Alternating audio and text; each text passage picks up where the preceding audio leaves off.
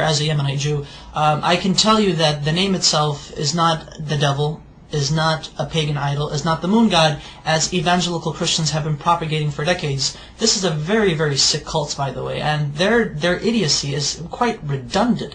I mean, I can't even imagine if people would actually teach themselves these things and flatter themselves with these things, and at the same time claim to support Israel, when in actuality in Israel we say Allah, we say Yallah, we say these terms, these phrases are understandable to our understanding, that they are not in any way, shape, or form to what they say, to what evangelical Christians say is basically the devil. No, we understand what the name Allah means, what it signifies. Take the dictionary of the Hebrew language. I take the dictionary and I actually took the name of God, which is, through etymology, is the three letters Aleph, Lamed, Veh. Basically, I wrote it down. I know I don't have the whole thingamajigs on. You get the idea. So basically, Aleph, Lamed, Veh. This in Hebrew means, well, without the, well, see, that's the thing. Without the vowels, because the dots, the nikud, the dots are the vowels right here. These are vowels beneath the letters, indicate how the word itself is to be pronounced. So I'm going to block these right now for a second, but I'm going to show you. This right here, in my understanding, because I'm going to say what it is, this says God. Elah is God in Hebrew. Now, with these two right here, with these two vowels, this is the Fatah Sagol, Fatah Sagol. This would indicate that this would turn the word God, which without these vowels it would be God, Elah. Now it would be Olo, Olo.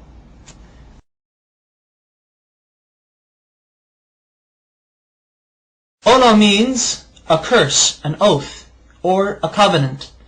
Christian evangelicals love to use this. They like to say, but you see, Allah, with these vowels, indicates that Allah is a curse. Therefore, the Muslims are worshipping an evil God who was a curse onto humanity. These evangelical Christians, they're nutcases, they're nutbags. And I took it upon myself further to actually see how they got this idea that Allah, the Arabic name of God, is a curse, and more recently is the devil. I don't know how they do it, but they do it. Allah is not the devil. God forbid. May God even forgive me for saying such horrible things. But here's the Hebrew version of the Arabic name Allah once it is written in Hebrew. The Arabic name Allah has 4 consonants because Hebrew is like Arabic. It's almost similar. Same alphabet, same thing, just different script. This is the Arabic name of God. This is how the script is. This is when it's connected, because Arabic is a cursive language. This is the connected form, but however, it is 4 letters. 1, 2, 3, and 4. I'm going to have to baby you guys into this. Now this is the name of God, Allah, in Arabic, but broken up. So that way each letter is given its position. This is Aleph, this is Lam, this is Lam, this is He. So Allah. Okay. Now this right here, Allah in the Arabic script, this is how it would become rendered in the Hebrew rendition. That way, Allah in Hebrew would be Aleph, Lamed, Lamed, He. Okay. Now, how do we get this, which this right here, this basically means curse. And the only reason why this means this curse, because of these 2 vowels. There are 7 letters in the Hebrew language that look like this, that have these 3 consonants. There are 7 Hebrew words in the Hebrew language that have these 3 consonants, and they're both the same. How do Hebrew-speaking Jewish people or non-Jewish people know? How do they differentiate? How do they know when a curse means a curse and God means God? Because this right here, without the vowels, this literally means God. This right now I'm just God. This says Elah, Elah. Now with the vowels, it means Ola, which means a curse. Look at this right here. I'm actually going to write down the proper Hebrew name of God with the correct pronunciation. This is how we know. This is how we could tell when God is God, and when the letter represents, or when the word is God, or when the word means curse. Okay. There we go. Notice the symbol, notice the vowels. This becomes A, and this dot right here, the holom, it becomes Alo. Alo.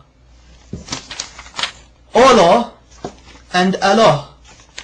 Olo, Alo. Can you see the difference? This right here, though they have the exact same letters, Exact same letters. Everything is rendered the same thing.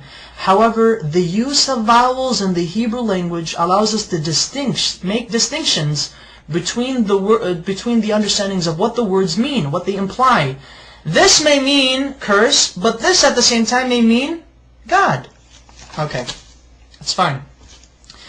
In Arabic, God can also be written without using two L's. So it could actually be Alif, Lam, the He. So, Ilah, which is the exact same thing as Allah.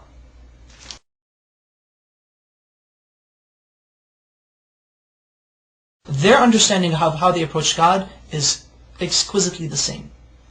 We do not share the system of belief with Christians that they and us worship the same God. No, we do not. So help me God. But Christian evangelicals do not worship the God of Israel. They do not worship the Islamic perspective of God. Maimonides, one of our greatest philosophers in Judaism, as well as a religious philosopher of Judaism, has quoted extensively in his beautiful Igeret Teiman, or the Epistle to Yemen, in which he was basically teaching and basically answering many questions brought forward to him. The Jews of Yemen asked, what is your position of Muslims? Are they considered idol worshippers? Are they considered paganists? And Maimonides said, the Muslims, the idolatry has been removed from their hearts. A Muslim does not know idolatry, he does not know paganism, he has no form of whatsoever of any grain left in his heart. Therefore it is permitted unto a Jew, when he enters a land where he cannot find a synagogue, that he is allowed to pray in a Muslim mosque. He's okay, it's fine, it's okay. Hey, I can go to a Muslim mosque and pray if I have to, if I can't find a shul. However, Maimonides says, be careful. If a Jew enters a land where there is no mosque or a synagogue, then he is forbidden to enter a Christian church if there is one. Do not pray in a Christian church. And the reason why is because Christians do not worship the same God we do. They worship pagan. They are idolaters. They are called Avodah Zarah in Hebrew, which means idol worshippers. So exquisitely said, so wonderfully stated. Oh my goodness! And you know, it's quite interesting that unfortunately there should be more Jews actually stating the facts as it is. That you know, Muslims and Jews and Muslims, we both worship the same God. No matter what these crazy evangelical Christians are saying, they're basically nutbags. Whatever they say, they just try to come up with exceeding lies, redundant lies. The type of lies that only a child in the kindergarten could easily make up. And emphasize that Arab Christians, and you know, this is what's also funny, and thankfully I remembered this, because this is what I really wanted to say, and get a load of this Christian evangelics. I should refer to you guys as evangelics. There are actually 20 million Arab Christians in the Middle East today, as well as the United States, as well as around the world.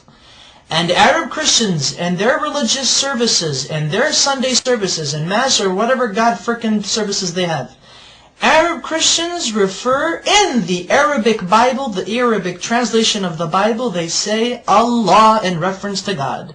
Now, I would like to ask these evangelicals, what say ye of these people who claim to believe in your Jesus? What say ye to them? Now, are you going to go chase them and say, oh, you're worshiping the devil. The devil is Allah. Just let you know that classical Arabic is very close to classical Hebrew, biblical Hebrew, as well as classical Aramaic. They all tend to agree, they all agree in unison that Allah, Hashem, Allah are, through etymology, which is the study of the root of words, have come to a unanimous agreement that Allah is the perfect Arabic name of God, that it cannot be made into a male. Through its perfection, it cannot be made into a male gender nor a female gender. Rather, it is a neutral personification, not personification, but rather a neutral attribute to God. Such wonderful history.